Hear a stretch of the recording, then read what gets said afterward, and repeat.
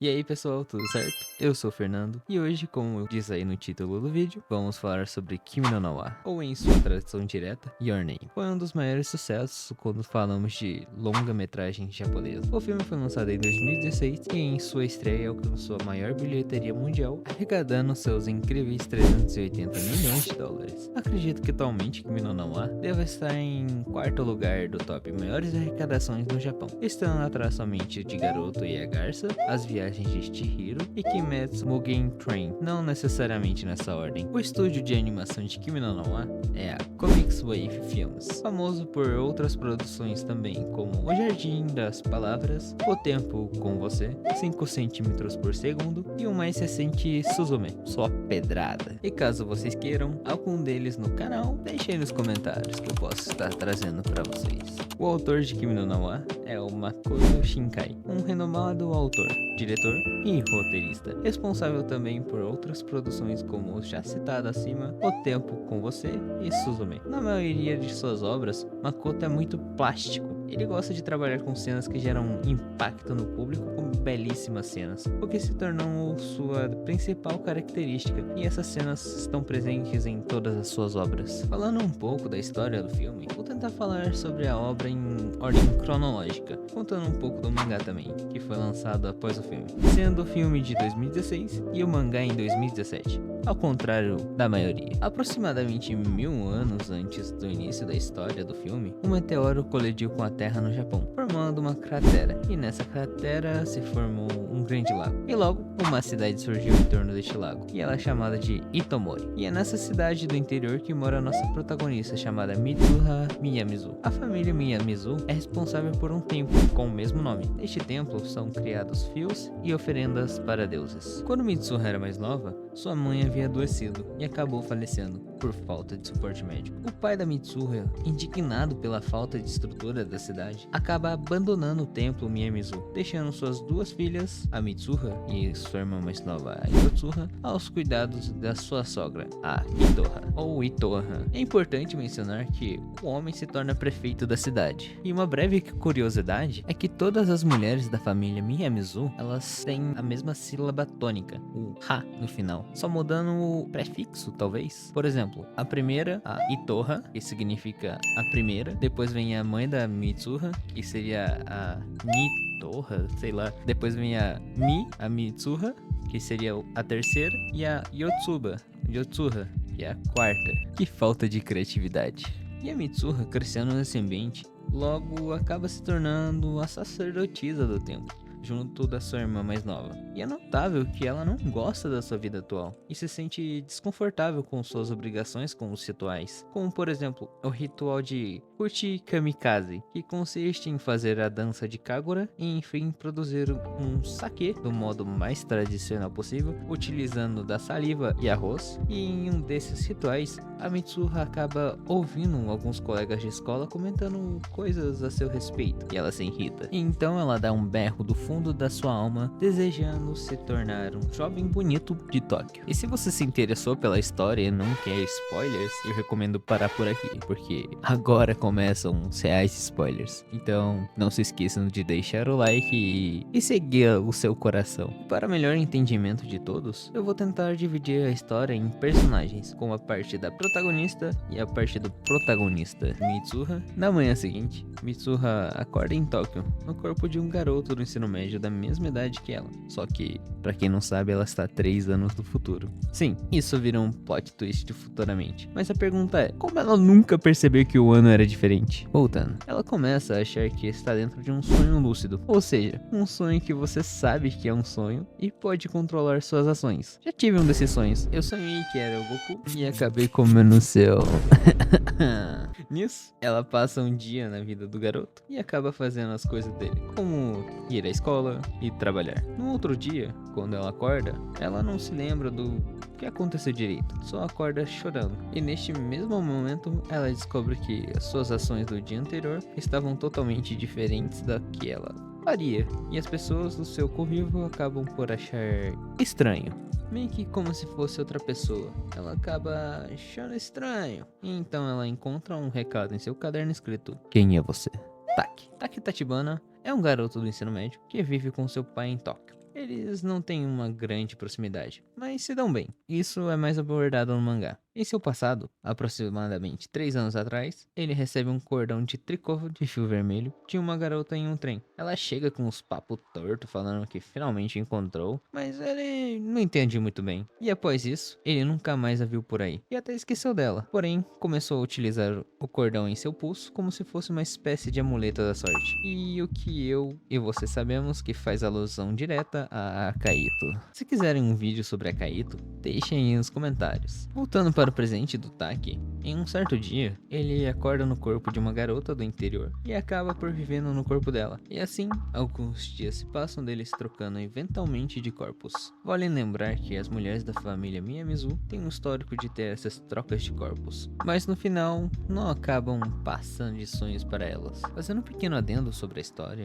é legal mencionar que uma parte da história é mostrada que os personagens, eles atravessam meio que uma realidade talvez, e para conseguir voltar do submundo, essa palavra, eles teriam que deixar algo importante, e parte disso pode ser considerado, né, que eles acabam acordando voltando desse submundo, e nisso eles acordam chorando porque uma parte mais importante deles acabam ficando no submundo, que seria a memória dos dois sobre eles mesmos, no caso do Taki da Mitsuha e a Mitsuha do Taki. Voltando agora para a história em si, a partir daqui nós podemos continuar o vídeo da seguinte forma, dividindo o filme em 2 linhas temporais. E é claro, vamos começar pelo começo. A primeira linha temporal. Na primeira linha temporal, a Mitsuha visita o Taki, porém ele não a reconhece, porque a Mitsuha está invadindo o corpo do Taki 3 anos no futuro.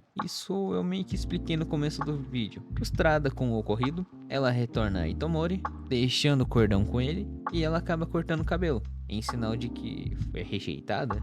Bom, essas coisas aí só acontecem lá no Japão, eu acho. Nisso, está acontecendo um festival na cidade, e os seus amigos acabam a convidando para este festival. E neste mesmo dia, o cometa Tiamat, que é um cometa super importante na história, e eu não sei porque eu só estou comentando dele agora. Porque é burro! E esse cometa ele está visível por grande parte do Japão. Tudo estava indo bem, até que uma parte do núcleo do cometa ele se separa e cai no Japão, bem em Itomori, na parte em que a Mitsuha estava. Com isso, 500 pessoas em Itomori vão de arrasta, inclusive a Mitsuha. Enquanto isso, Taki apenas observava o céu com muita admiração, sem nem saber de nada. E esse é o fim da primeira linha temporal. A segunda linha temporal começa 3 anos no futuro. Com isso, a Mitsuha invadindo o corpo do Taki, o Taki invadindo o corpo da Mitsuha, aquela coisa gostosa, né?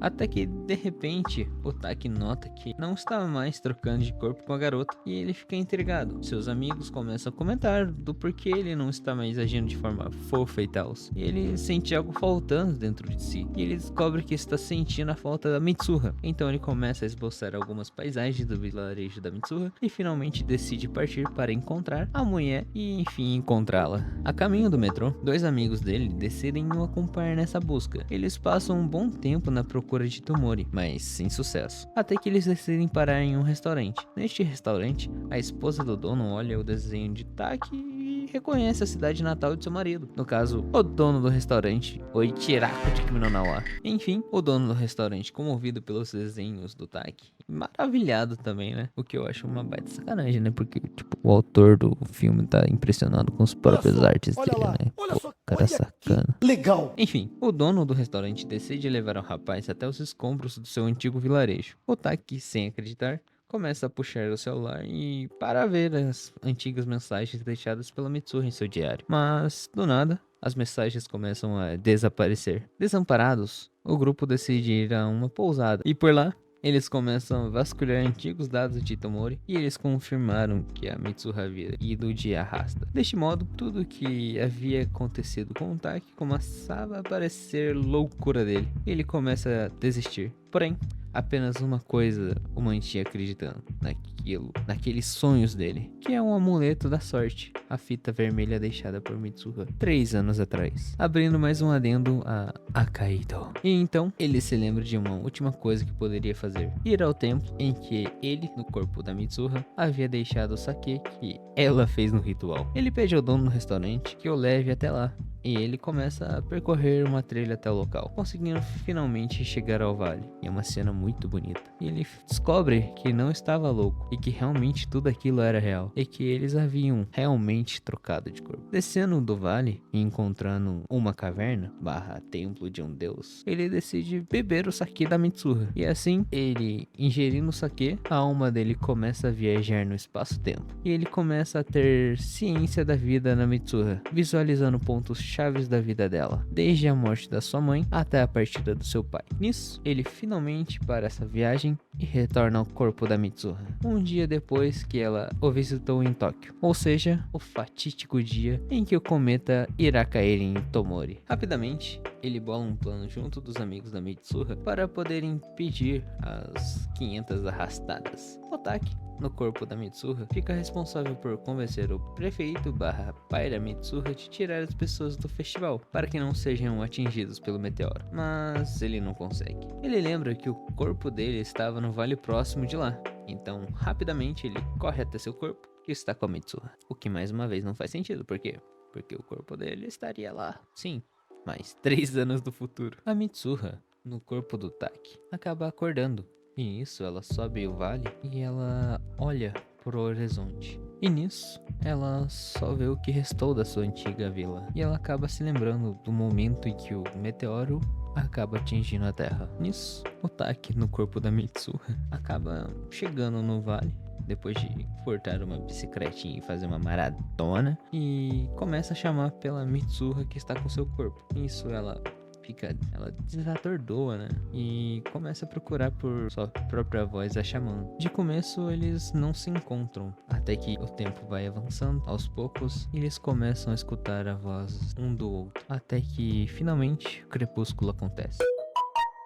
Não esse crepúsculo, o crepúsculo. Fato curioso: em algumas comunidades japonesas, o crepúsculo é considerado uma passagem entre claridade e escuridão. Não é dia nem noite. E neste momento, diante do efeito crepúsculo, já falei que não é esse, mano. Chato pra caralho. Ambos conseguem se encontrar. O crepúsculo é tão bravo que eles até destrocam de corpo. Nisso, há um encontro bem bonito de ambas as partes, e o Taki devolve o cordão a Mitsuha, e ele sugere que ambos escrevam seus nomes na mão um do outro, para que não se esqueçam. O Taki pega o marcador que estava em sua posse e escreve na mão de Mitsuha, e na hora que ela estava escrevendo o nome dela em sua mão, ela desaparece, retornando ao seu tempo. Nisso, Mitsuha, sabendo que está prestes a acontecer e sabendo também do plano do Taki para salvar a todos, retorna rapidamente para Itomori a fim de salvar a todos. Ela acaba convencendo o pai dela de retirar todas as pessoas do local de impacto do cometa, porém algo precioso a deixa: sua memória de Taki, já que esse desgraçado escreveu "te amo" na mão dela e não o nome dele. Aí ela não tem como nem procurar ele. Aí vai pesquisar o que? "Eu te amo" no Tinder? E temos um time skip. Agora, no futuro ideal, se passam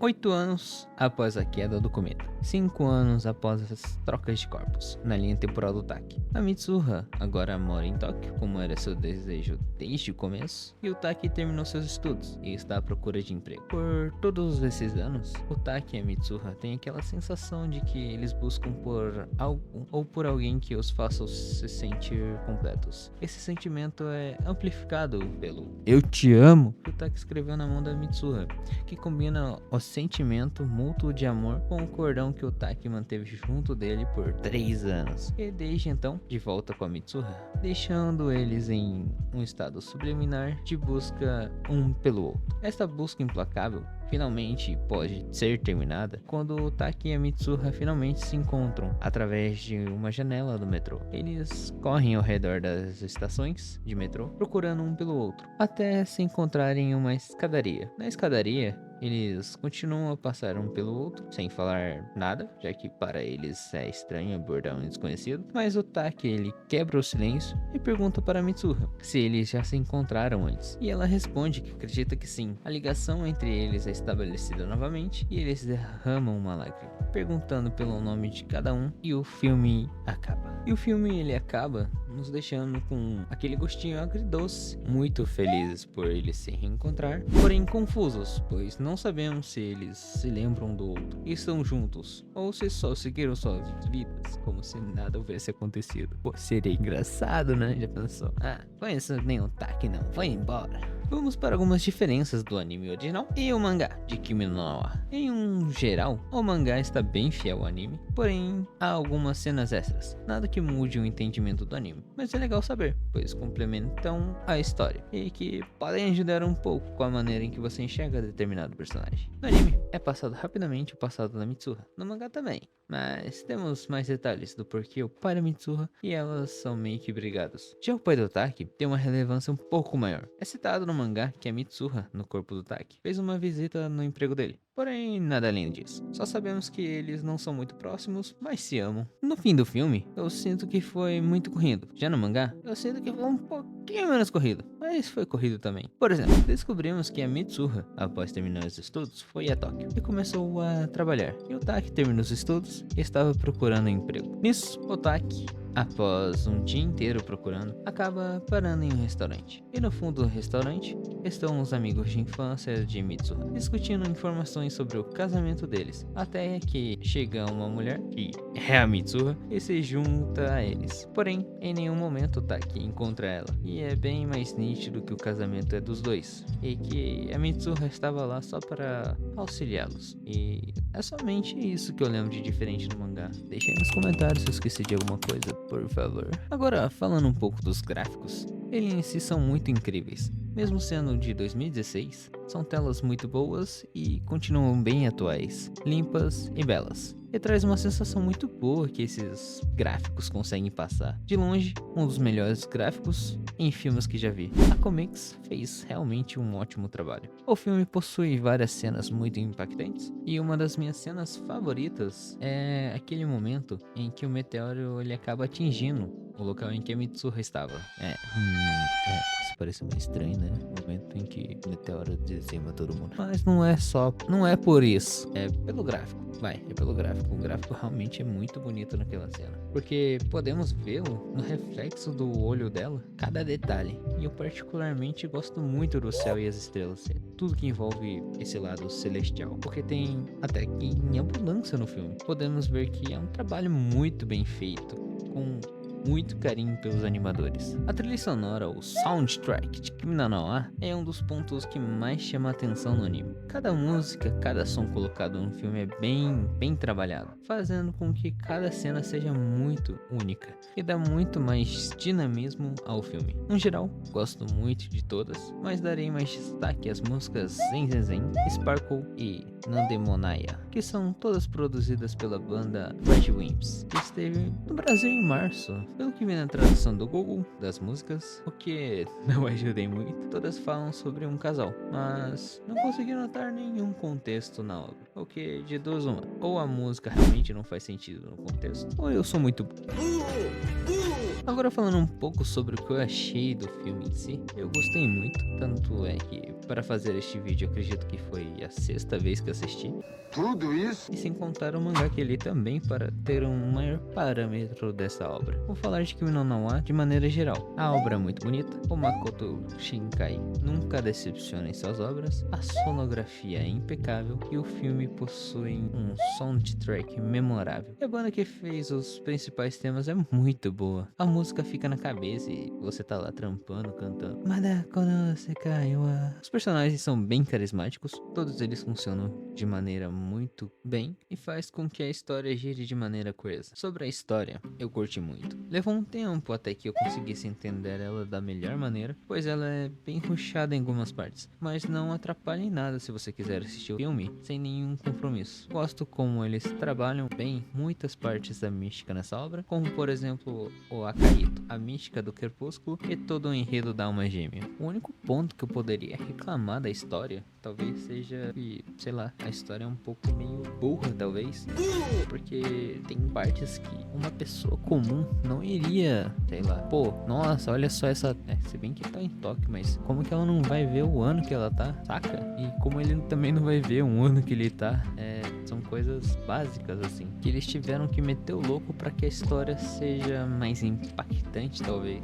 Agora voltando um pouco da parte da alma gêmea, foi um dos fatores que mais gostei dessa obra, como ela retrata muito bem essa temática de almas gêmeas, como duas pessoas que não se conhecem vão acabar unidas no final porque sim, porque o destino quer isso. A menina literalmente estava desfalecida, mas aí ela começa a trocar de corpos com o garoto no futuro, e o garoto no futuro começa a trocar de corpo com ela, e assim no futuro ele consegue ajudar ela a evitar um desastre, e por fim ela sobrevive, e todos ficam bem, e ele consegue ficar com ela no final, e eu acho, pelo menos todos nós acreditamos isso no fundo do coração. Tudo isso envolto de gráficos e músicas impecáveis. Sim, eu gosto muito de Kimi no Na wa. Minha nota para essa obra, mesmo com todos os furos de roteiro, é 10 de 10, pois em tão pouco tempo esse filme consegue te trazer emoções muito intensas. Tem muito mais que eu poderia falar sobre o universo de Kimi no Na wa, mas se eu fizer isso, talvez saia um pouco da premissa desse vídeo. Então se quiserem mais de Kimi no Na wa no canal, deixem aí nos comentários. Um forte abraço, fiquem com Deus e até o próximo vídeo. Falou!